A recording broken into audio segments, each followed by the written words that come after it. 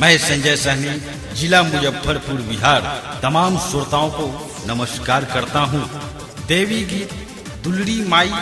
कांवर भजन भोला के शहर में के अपार सफलता के बाद आइए सुनते हैं भोजपुरी दुनिया के सुपरहिट गायक सरोज तिवारी बाबा के आवाज में इस साल का सुपरहिट एल्बम माई मशहूर हो गईलू, माई मशहूर हो गईलू, जिसे संगीत से सजाया है संजय सिंह मिकलू, जिसको आप सुन रहे हैं देवचरण फिल्म के माध्यम से, जिसे आप तक पहुंचाया है गौरी साउंड तलवा पोखर कोटवा बाजार, Sonali sound Belwatia Pipra Kothi, Sanjay sound गंगौलिया, Gurjeet sound नगवा बाजार, कुशवाहा साउंड जनता बाजार। स्टेज शो के लिए संपर्क करें 9955659130।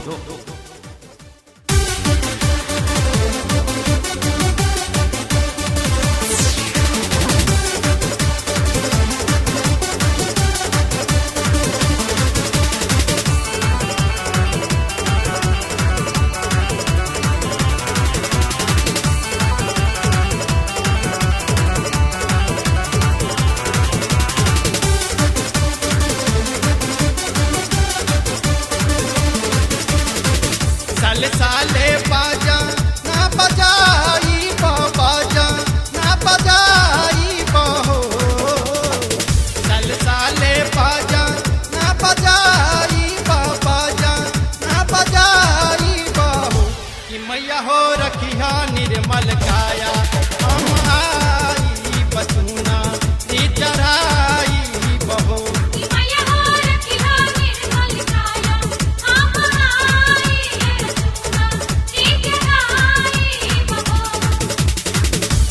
साले बाजा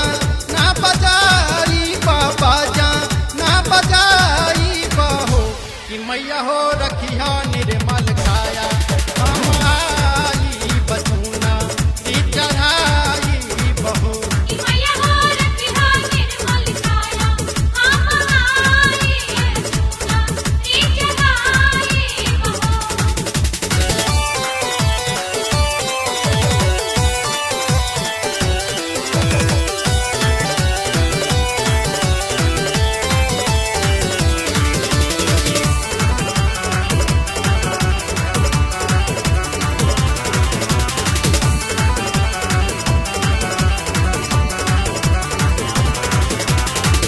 पति परदेसी ना बोलाई बहवा ना कराई बहवा ना कराई बहो, पति परदेसी ना बोलाई बहवा ना कराई बहवा ना कराई बहो, कि मैया हो चौमुख दिया ना घेउआ के जलाई बार कराई बहो। कि मैया हो चौमुख दिया ना घेउआ के जलाई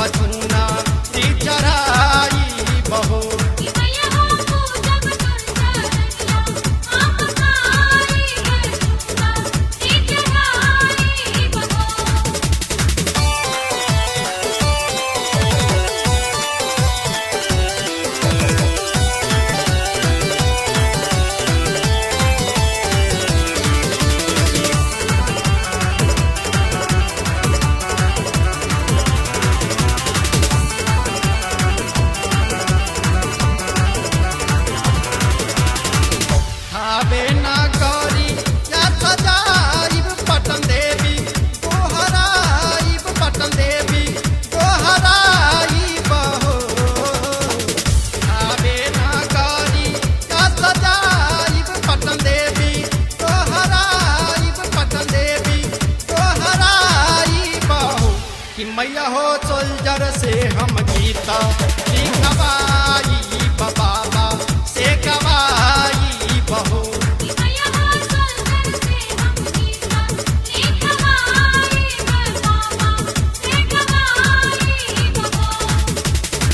साले साले बाजा ना बजाई बाजा ना बजाई बहो